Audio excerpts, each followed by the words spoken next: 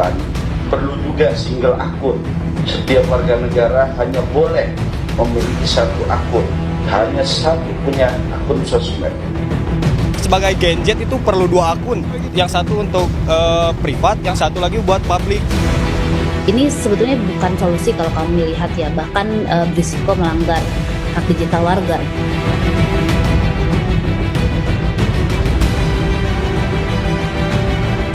Wacana satu orang satu akun per media sosial kembali memicu polemik.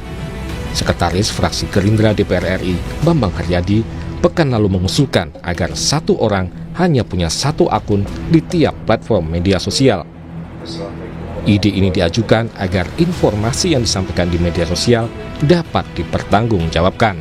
Bahkan kami berpendapat bahwa ke depan perlu juga single akun. Setiap warga negara hanya boleh memiliki satu akun. Baik itu kami belajar dari Swiss misalnya kan, satu warga negara hanya punya satu nomor telepon, hanya satu punya akun sosmed. Karena untuk mengetahui bagaimana ke depan orang-orang yang memberikan informasi di sosial media dapat bertanggung jawab. Usulan Partai Gerindra mendapat dukungan dari partai lain. PKS juga sepakat dengan ide satu orang satu akun per media sosial.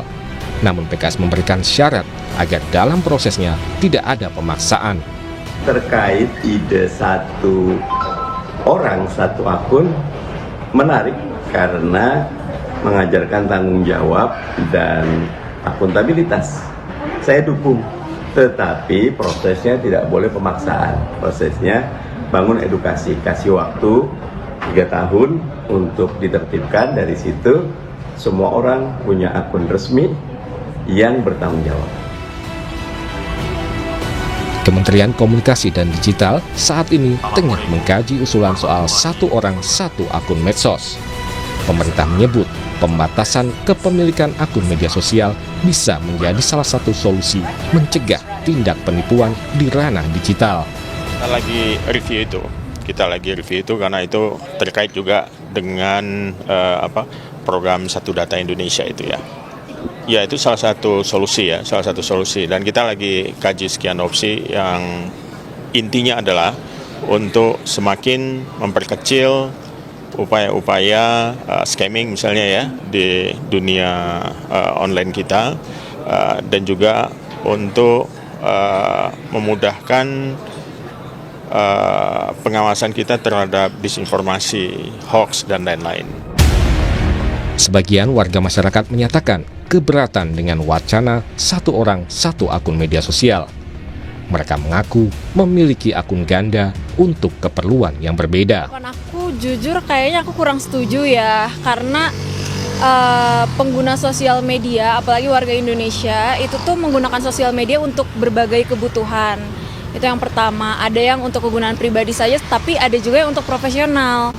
Jadi kalau seandainya hanya diperbolehkan cuma punya satu, menurutku itu jadi kayak membatasi kegunaan sosial media itu sendiri sih. Akun banyak kan itu kan sebenarnya kayak hak asasi manusia juga ya, jadi kayak hak dari kita juga mau buat akun 2 atau 3 atau 4.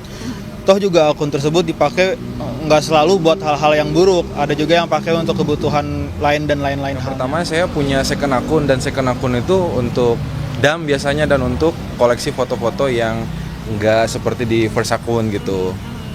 Kemudian juga kan saya juga punya coffee shop dan ada akun Instagramnya dan beberapa akun jualan saya gitu. Jadinya saya punya banyak akun di situ. Kalau cuman harus satu akun sih menurut saya kebijakan itu saya nggak setuju. Soalnya sebagai Gen Z itu perlu 2 akun. Iya, perlu 2 akun, yang satu untuk privat, yang satu lagi buat publik gitu. Oke. Itu untuk anak muda ya? Ya, untuk anak muda. Sementara pegiat media sosial menilai usulan satu orang satu akun per medsos bukan solusi yang tepat untuk memberantas penipuan dan praktik buzzer. Usulan tersebut justru berpotensi melanggar hak-hak digital warga. Ini sebetulnya terdengar sederhana gitu ya, tapi ini sebetulnya bukan solusi kalau kamu lihat ya, bahkan berisiko melanggar hak digital warga gitu, karena kita tahu banyak sekarang orang menggunakan akun media yang berbeda, media sosial yang berbeda itu untuk urusan kerja, pribadi, bisnis gitu, bahkan untuk melindungi diri dari serangan digital gitu ya. Dan dari sisi efektivitas juga kita lihat ini masih sangat lemah gitu, karena pelaku penipuan atau buzzer ini masih bisa menggunakan identitas palsu gitu ya, menggunakan VPN misalnya atau platform luar negeri ya yang memang belum diatur misalnya di Indonesia. Jika masyarakat keberatan dengan pembatasan kepemilikan akun media sosial, anggota Komisi 1 DPR RI dari fraksi PKB Oleh Soleh mengusulkan agar dalam setiap pembuatan akun media sosial harus menggunakan identitas atau alamat yang jelas. Kalau memang keberatan masyarakat untuk dibatasi satu orang satu akun, ya sudah, jalan tengahnya adalah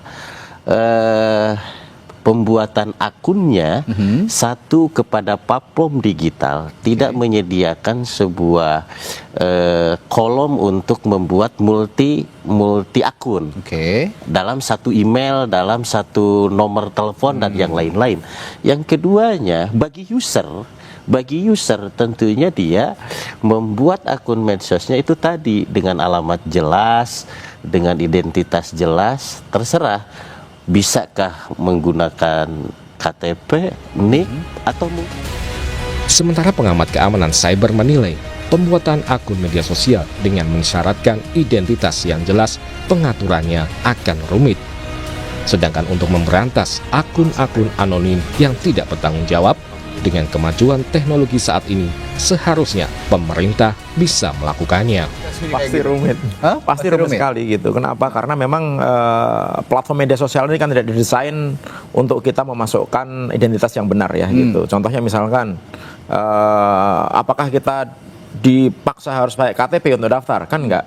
Apakah kita dipaksa untuk menggunakan nomor telepon kita sendiri untuk daftar? Enggak, kita bisa pakai nomor telepon yang tadi Pak Soleh bilang, kita beli, pakai registrasi, udah itu kita buang, kita bisa gitu. Sebenarnya platform itu, mereka memiliki teknologi untuk mengetahui mana akun yang fake, akun yang hoax, dan akun yang memang didesain oleh robot gitu. Jelas itu, misalkan ketahuan dia ngomongnya banyak nih, bergerombol nih gitu, tapi dia followernya cuma 1 atau 2, kemudian dia nggak pernah posting sesuatu. Dari situ tujuannya hanya tipe-tipenya kelihatan ya. Itu kelihatan sebenarnya gitu, ya kan. Dan pemerintah pun kalau punya teknologi yang tepat gitu, itu bisa ngejar gitu. Dan sekarang ada ilmu namanya social network analysis. Social network analysis itu adalah ilmu yang bisa kita gunakan untuk men-trace jaringan ini sebenarnya jaringan yang digerakkan oleh organik atau jaringan yang digerakkan oleh bot. Gitu. Itu bisa ketahuan tuh. Nah, tinggal kita bagaimana memiliki teknologi itu untuk ngejar orang-orang ini gitu.